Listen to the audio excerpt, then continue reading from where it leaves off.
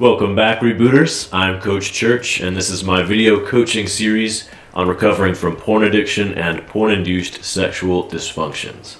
Today I got a letter from a client who had just surpassed 90 days porn-free, that magical number that so many people shoot for. He was feeling good. His libido and his sex drive were starting to come back in force. He was looking forward to finding a new romantic relationship and living free from porn-induced erectile dysfunction, which is what he struggled with. And then he relapsed. So I'm going to read from his letter and give some feedback on his situation, because this is a situation that a lot of us face or will face once we start recovering, rebooting, and restoring our libido. He says, "Hello, Noah. It happened. I relapsed. I made it to 87 days. I made it over my 80-day mark and was working towards 100. The relapse was pretty innocent and I didn't feel that bad about it. I was laying in bed, felt an urge, touched it a little, then a little more, and then I went off." Well, the word relapse is used very loosely by most people I encounter and talk to, and it's not very well understood what a relapse actually is. And what this gentleman just described, I would not consider a quote-unquote relapse. Relapse means a return, a slip back to one's former ways. It means you're plopped right back, not necessarily right at the beginning, but it sets back your progress by quite a lot. And what this gentleman was trying to overcome was a pornography addiction and a porn-induced sexual dysfunction, which raises the question, is porn-free masturbation a relapse, or is it even a setback? And that's a question that each of us have to ask of ourselves. I'm not a hardline, no-fapper, semen retentionist. I don't believe that masturbation is always going to be harmful or unhealthy. I think it's up to each individual person. Certainly it has the potential, depending on your natural biology and how you use masturbation, to be harmful even without the influence of pornography. But for most people, they can masturbate porn-free in moderation without it becoming a significant problem in their lives or leading to sexual dysfunction, desensitization, that sort of thing. So whether or not you want to do it during recovery, it's up to you. If you've been trying to quit pornography for a long time and also abstaining from masturbation, and you find yourself going back to porn again and again, it might be something to try to allow yourself that sexual outlet of porn-free masturbation when your libido returns, in order to have an outlet and not constantly be going back to pornography. Because pornography, for most of us, for most people watching this channel, is the #1 problem, rather than masturbation itself. He says, "I don't think it was that bad of a thing. The problem came with the chaser effect I got from it. I could hold it for 7 days after that, then I relapsed, this time with porn binging." And that's something that I would actually positively consider a relapse, is going back to porn and especially binging with it. For someone who has a history of relapsing and binging and never has just done it once and then gotten control of themselves and gotten themselves back on course, for them, if they used pornography once and masturbated to it, but then for the first time or for one of the first times chose not to binge and was able to reset themselves on the proper path, I might not even consider that a relapse. That might even be a stepping stone to success, doing something you've never done before, being able to stop yourself from binging. But binging to porn, yeah, for most of us, definitely a relapse. What he mentions with the chaser effect, that's the phenomenon of increased libido and sex drive after an orgasm, especially an orgasm that is the first in a while. And this is a very common effect and something you have to watch out for if you do choose to masturbate or even have sex during a recovery. Because afterwards you might have a higher libido, and what are you used to using your libido with? Pornography. So that's something you have to watch out for. This happened with him.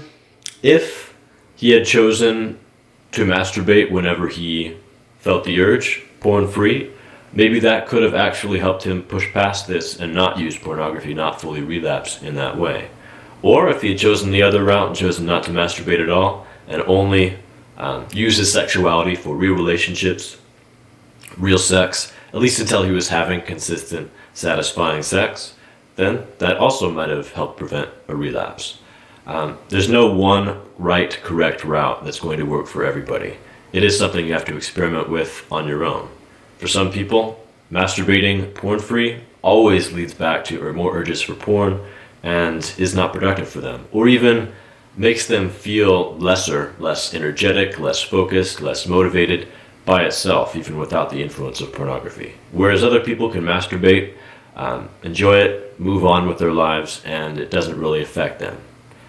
You have to figure out which type of person you are, and you probably won't fully know until you're fully recovered from the porn-induced effects, because in recovery, you never really know what's going to happen. Even if you're one of those people who can normally masturbate without it causing a lot of hangover symptoms, sometimes when you're in recovery, it's going to anyway.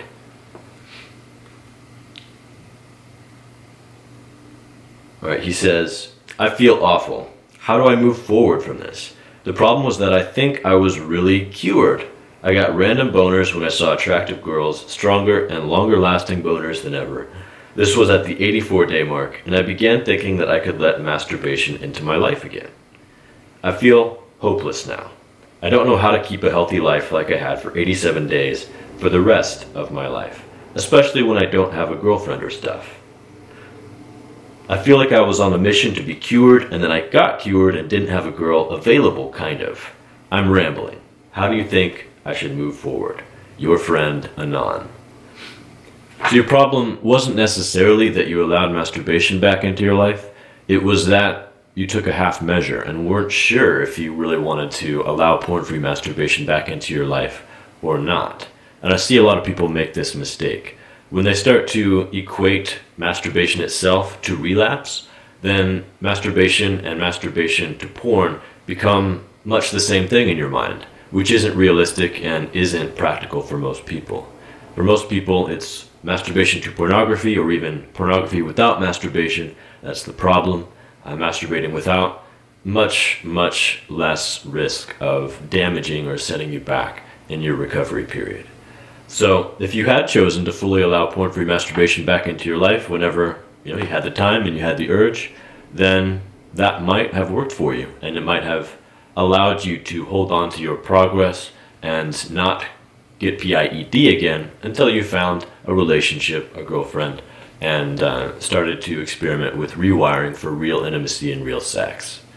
But instead, you weren't quite sure if you wanted porn-free masturbation in your life, and so when those urges came, you probably, I can imagine what was going on in your head. Well, if I'm going to do it, I already relapsed, quote unquote, a week ago with masturbation, I might as well do what's going to really feel good, what I really have the urge to do, which is pull up some pornography. And that was the mistake I believe you made. So where do you go from here? Well, you know what worked for you before. I'd recommend having another period of complete abstinence. This is something I recommend for everybody. Not that everybody abstain from masturbation forever, but that you have 30 days, 60 days, 90 days where you don't engage in anything sexual.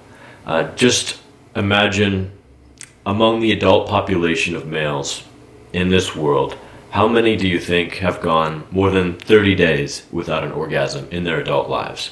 Not very many. And is it because it's going to kill us if we don't, or if we choose to do that? No, it's not because of that. It's because most people have impulses and act on them without consciously considering the benefits to having a period of abstinence like that. And the benefits are varied, even for people who don't have a porn problem.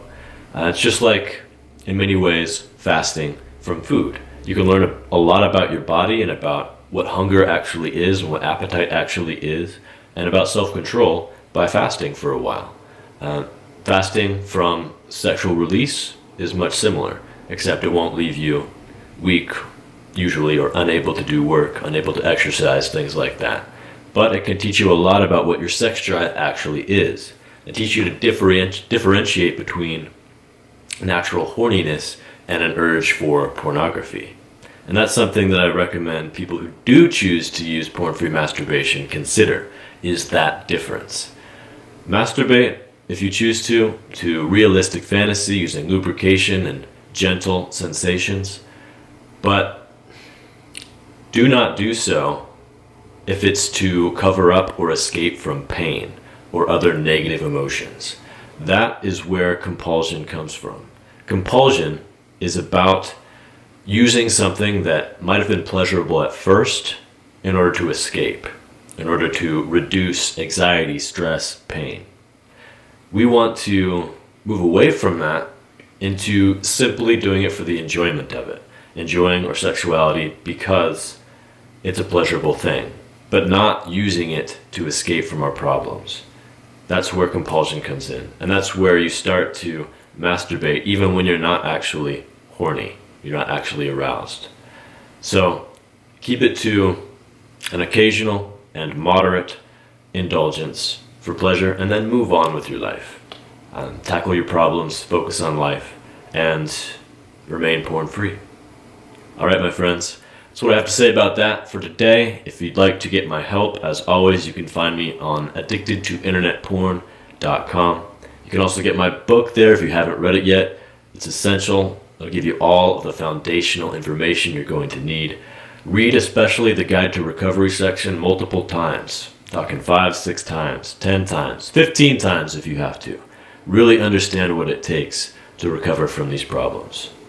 Alright, have a wonderful PMO-free day, everybody, and I'll see you next time.